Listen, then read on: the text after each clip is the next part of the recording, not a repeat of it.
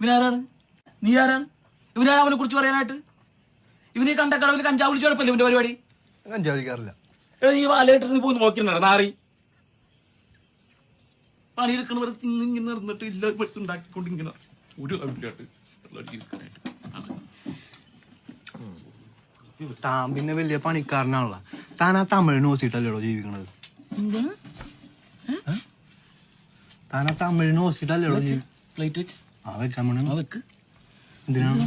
ഇതെന്താ ഇതെന്താ ഇതിന്റെ ഇടയിലില്ലേ കഴുത്തിറക്കിട്ട് ആവണ കാണോ എനിക്ക് ഓർമ്മയില്ലേ?